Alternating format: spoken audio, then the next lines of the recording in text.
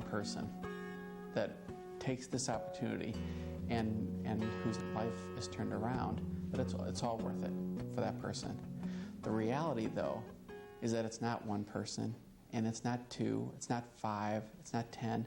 Scores of men and women over the last 10 years have taken this opportunity. David Erickson is a co-founder and president of Samaritan Inns, a Washington, D.C. group that gets former drug addicts and alcoholics off the streets and back into mainstream society. It gives an individual a place where he can come and kind of discuss the exact natures of what's wrong with him and have an opportunity to address those issues. Jesse Washington is a counselor at Samaritan Inns. I've never seen a program in an inner city like Washington with so few dollars do so much good. Jim Clark is the CEO of Clark Construction Group, one of the nation's top construction firms. We see them giving back. We see them become much, much more than just good tax-paying citizens. We see them reaching out and sharing with others in a way that brings life and healing and hope. Killian No is a co-founder of Samaritan Inns and its program director. Our analysis reveals investment in Samaritan Inns is really a remarkable investment for society as a whole. Les Silverman is a director with McKinsey & Company. Each dollar invested in Samaritan Inns returns, in terms of reduced cost to society, over $1 each year. Every business I know would like this kind of return on its investment. In a time when little hope is given for the redemption of our inner cities, it is refreshing to hear these convincing voices speak so positively about Samaritan Inns, a program that works. It takes people from the street, through recovery, and back into the mainstream of life. Where other programs address portions of the problems faced by people in recovery, Samaritan Inns offers a comprehensive approach. The program begins with a highly structured, intensive 28-day recovery program. During these 4 weeks, addicts and alcoholics lay a foundation for a new life in recovery. After these 4 weeks, the residents move into transitional housing called Inns. Here, they learn to take lessons from the intensive recovery program and apply them in the real world. The support is strong and the rules are firm. They must get a job and pay some rent. After 6 months in an inn, the resident is ready for the longer-term housing offered by Lazarus or Tabitha's House. Here, the resident's rent covers all operating expenses of the building. While enjoying a private room and experiencing a lot more freedom, the residents still live in suites with other recovering addicts and alcoholics. Everyone can help each other along, just like in a family. With such a comprehensive program, you might not be surprised that so many of the residents remain clean and sober. What is surprising is that they go far beyond that to become real contributors to their communities. They have discovered that giving back is what it's all about. The most eloquent voices on the subject come from the participants in the Samaritan Inns programs themselves. So we're going to meet just a few of them. We begin with Reggie, who's now giving back as the manager of one of Samaritan Inn's longer-term buildings. Not bad for a guy who, not that many years ago, was asked to quit the Marines. I had missed the formation that morning because they had me locked up in Georgia. He was a very capable person who was moving up the ranks in the Marine Corps, and he got sucked in by first his alcoholism, which then led to other forms of drugs. They recommended me to go ahead and be discharged from the service general under honorable conditions. And so when I got back home, they were still drinking, but a lot of them had gotten locked up, or a lot of them, some had died, and I really didn't know the reasons why until they told me about this thing called crack cocaine. Next thing I knew, I was selling it, and I had got myself involved with some people from Jamaica, and they brought down kilos of this stuff from New York all the time. And so for me to get a free high, I would let them use my dad's house, and they raided my dad's house. Now my dad is going to jail. My dad didn't even smoke or nothing like that. I did not know at the time he was going to lose his house. I was ready to listen to anybody, do anything, but just to take me away from this madness and this misery. Because when I went into this house right there at 16th and Mozart, It was so clean and pretty, you know, and I'm like, addicts live here? You know, because I was thinking it was like a hospital-like setting, but it wasn't. It was a family setting. And I believe that was something I've been looking for all my life. And they was talking about long-term housing, and this was the Lazarus House. And they were saying they had nice rooms over there, so when we move out of Samaritan Inns, we go live into their new building. I really felt like I was becoming a part of community again. You know, I had my own roof over my head. You know, I wasn't homeless no more. We just began to notice some real leadership qualities emerging or re-emerging in him. Well, Mike called me and told me that I had the job as being manager. And I think I cried on my job that day because I was so happy, you know, because I never thought a guy like me would ever get ahead this much in life like I was doing. I tease people a lot about it. They say, well, I got me a house, I got me an apartment. I come out and stick my chest and say, I got me an apartment building. I take pride in my work. I get up diligently every morning. First thing I do is just check my whole building. You know, every little scratch and stuff like this, it just, you know, I got to get it clean. When I was introduced to Samaritan Inns, it just changed my whole life completely around.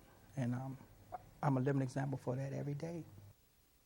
Now we'll meet Dorothy, a current Lazarus House resident who is already giving back as a nurse who is extremely dedicated to her patients. I'm a mother of 9, and I've been married for about 40-some years. I am now divorced under circumstances I choose recovery. She had come from an extremely abusive situation. And so my daughter, she called, you know, and I was telling her, so she said, well, Ma, how would you like to go into transitional, you know, home, Samaritan Inn, where I stayed, you know? So I said, okay. And I found a lot of stability within the Lazarus House, and the residents are just beautiful, and it's such a spiritual, you know, environment.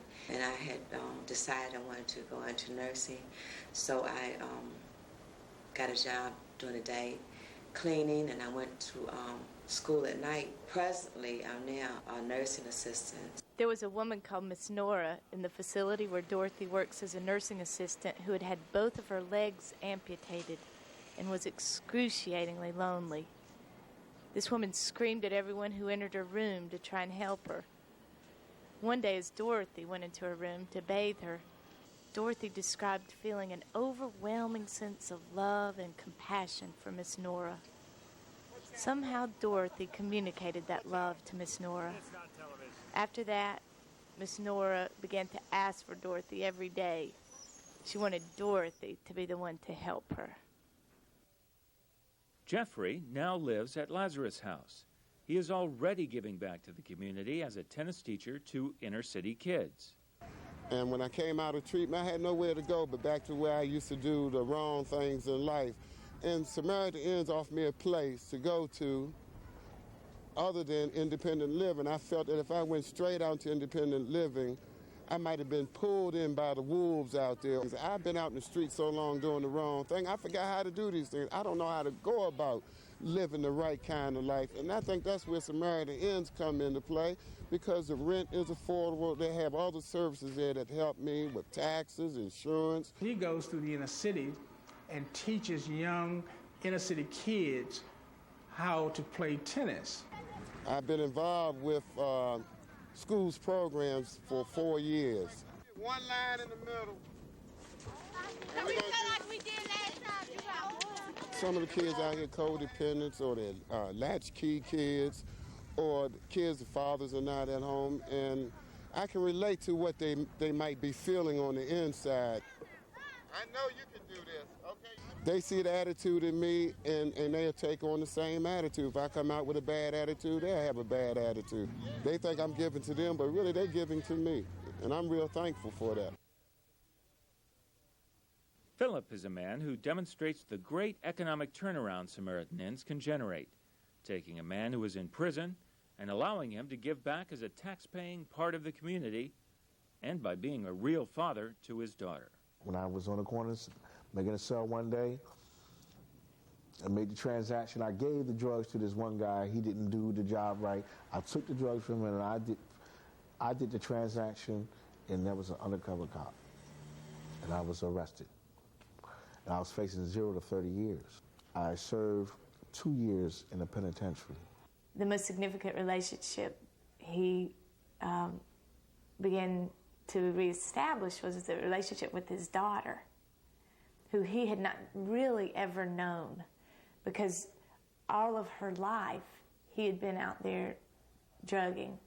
My answer machine had a message on, and the girl said, "Come get your daughter."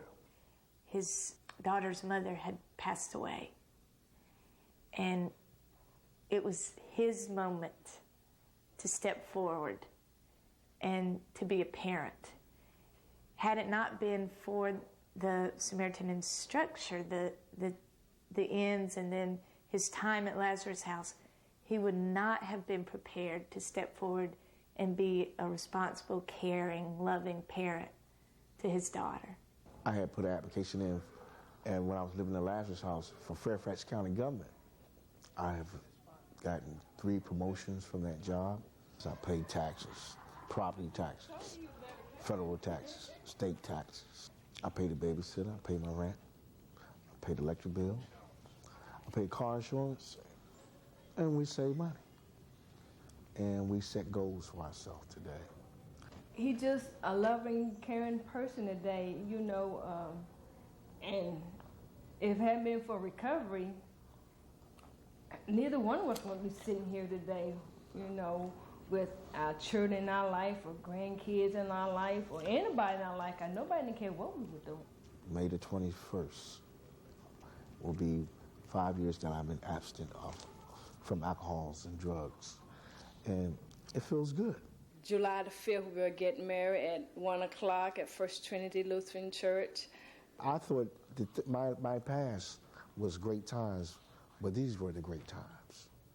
It's just a blessing how Samaritan and the Lazarus House have helped me turn me into a new man. Finally, we meet Jerome, who was a success, lost it all, and then reclaimed his life.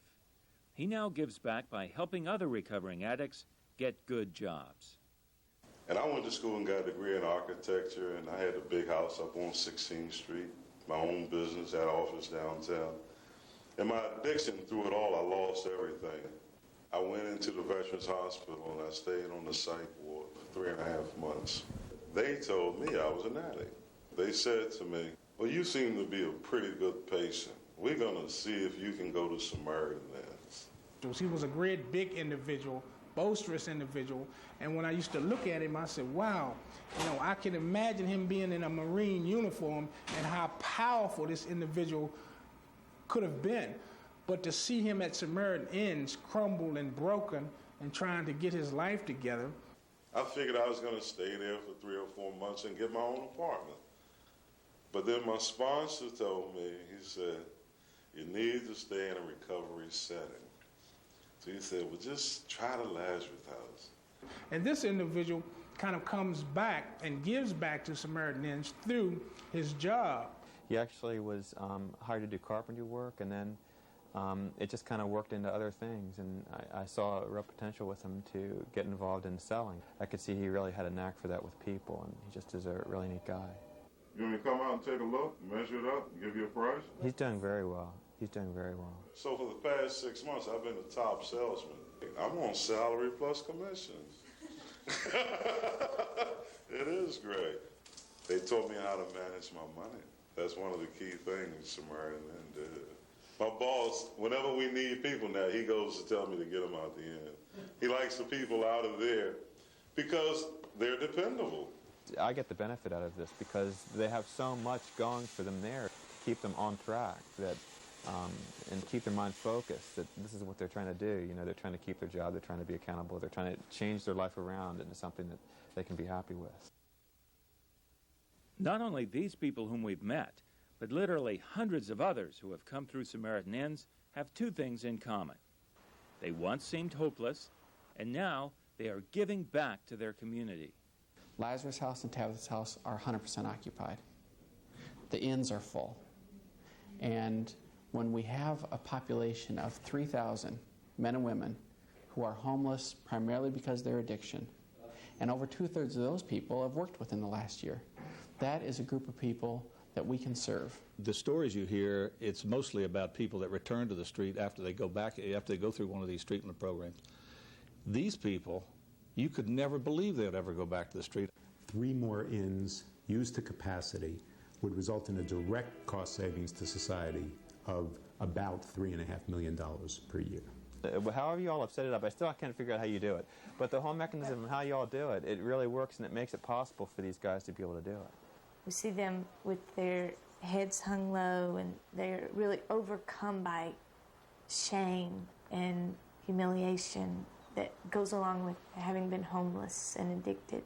And then to watch them discover that not only are they loved, but they themselves have love to give. I had no idea that I could live again, you know. Oh, man. This is a dream come true. I believe it needs to be in every ward, almost every neighborhood. I wouldn't trade this in for all the tea in China.